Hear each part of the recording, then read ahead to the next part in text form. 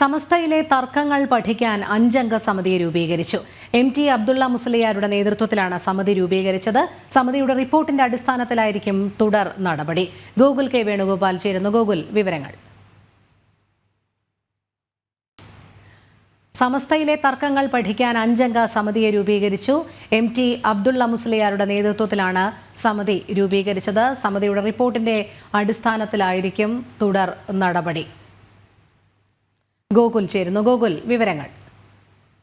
സമസ്തയുടെ നിർണായകമായിട്ടുള്ള മുഷാവറ യോഗമാണ് ഇന്ന് നടന്നിട്ടുണ്ടായിരുന്നത്. സമസ്ത മുസ്ലിം ലീഗ് പ്രശ്നങ്ങളൊക്കെ വലിയ രീതിയിൽ അവർക്കിടയിൽ ആഭ്യന്തര കലഹത്തിനൊക്കെ വഴിവെച്ച സാഹചര്യത്തിലാണ് ഇന്ന് നിർണായകമായിട്ടുള്ള ഒരു യോഗം ചേരുകയും അതിൽ പ്രശ്ന പരിഹാരത്തിന് 5 അംഗ സമിതിയെ തീരുമാനിക്കുകയും ഒക്കെ ചെയ്തിട്ടുള്ളത്. ഈ സമിതിയുടെ റിപ്പോർട്ടിന്റെ അടിസ്ഥാനത്തിലായിരിക്കും തുടർ നടപടികൾ സ്വീകരിക്കുക എന്നാണ് നമുക്ക് മനസ്സിലാക്കാൻ വേണ്ടി സാധിക്കുന്നത്.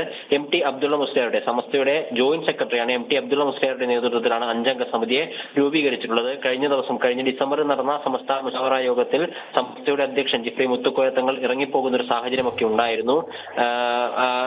ഈ രീതിയിൽ പാണക്കാട് സാദിഖലി തങ്ങൾക്കെതിരെ നടത്തിയ മോശം പരാമർശത്തിന്റെ പേരിൽ ആ വിഷയങ്ങളൊക്കെ സമസ്ത മുഷാവറ യോഗം ചർച്ച ചെയ്യുന്ന സാഹചര്യത്തിലായിരുന്നു ഈ ജിഫ്രി മുത്തുക്കോയ തങ്ങൾ ഇറങ്ങിപ്പോകേണ്ട ഒരു സാഹചര്യമൊക്കെ ഉണ്ടായത്. മുക്കം ഉമർ ഫൈസി മുക്കം നടത്തിയ ഒരു പ്രസംഗമായിരുന്നു. മലപ്പുറം എടവണ്ണപ്പാറയിൽ വെച്ച് ഉമർ ഫൈസി മുക്കം നടത്തിയ പ്രസംഗമായിരുന്നു പാണക്കാട് സാദിഖലി തങ്ങളെ ഘാസിയാവാൻ യോഗ്യതയില്ല എന്ന രീതിയിൽ വിമർശനമൊക്കെ നടത്തി. അത് വലിയ രീതിയിലുള്ള വിമർശനങ്ങൾക്ക് വഴിവെക്കുന്ന ഒരു സാഹചര്യം ഉണ്ടായിരുന്നു. അങ്ങനെ സമസ്തയ്ക്ക് അകത്ത് ലീഗ് അനുകൂലികൾ ലീഗ് വിരുദ്ധരുമായിട്ടുള്ള 2 ചേരി രൂപപ്പെട്ടു വരികയും അതിന്റെ പേരിൽ സംസ്ഥാന അധ്യക്ഷന് പോലും ഒരു മുഷാവറ യോഗത്തിൽ നിന്ന് ഇറങ്ങിപ്പോകേണ്ടി വരുന്ന സാഹചര്യമൊക്കെ ഉണ്ടായ ഒരു കലുഷിതമായ അന്തരീക്ഷത്തിൽ കൂടിയാണ് സമസ്ത ഇപ്പോൾ മുന്നോട്ടേക്ക് പോകുന്നത്.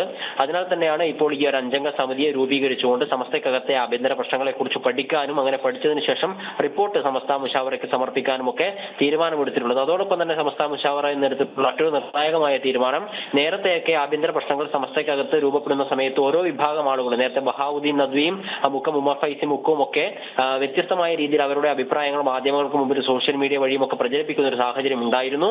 എന്നാൽ അത്തരത്തിലുള്ള പൊതുവായിട്ടുള്ള പരാമർശം നടത്താൻ പാടില്ല, പൊതുവായിട്ട് ആരോടും പ്രതികരണങ്ങൾ നടത്താൻ പാടില്ല, സമസ്തയുടെ അഭിപ്രായം എന്ന രീതിയിൽ സമസ്ത അധ്യക്ഷനോ അല്ലെങ്കിൽ സമസ്തയുടെ ഭാഗമായിട്ടുള്ള പത്രക്കുറിപ്പുകളോ വഴി വരുന്ന വാർത്തകൾ മാത്രമേ പുറത്തു പോകാൻ പാടുള്ളൂ. അതിനപ്പുറത്തേക്ക് ഒരു പ്രതികരണങ്ങളും ഒരു മുഷാവറ അംഗവും നടത്താൻ പാടില്ല എന്ന കർശന നിർദ്ദേശവും മുഷാവറ അംഗത്തിന് കൊടുത്തിട്ടുണ്ട്. ഈ രീതിയിൽ ഒരു സമസ്തയ്ക്കകത്തെ ആഭ്യന്തര കലഹങ്ങൾ ഏത് രീതിയിലാണ് മുന്നോട്ടേക്ക് പോകുന്നതെന്ന് പൊതുസമൂഹം ചർച്ച ചെയ്യാതിരിക്കാൻ വേണ്ടിയിട്ടുള്ള തീരുമാനങ്ങൾ കൂടി ഇന്നത്തെ മുഷാവറ യോഗത്തിൽ എടുത്തിട്ടുണ്ട്. ശരി, ഗോകുൽ കെ വേണുഗോപാലാണ് വിവരങ്ങൾ നൽകിയത്.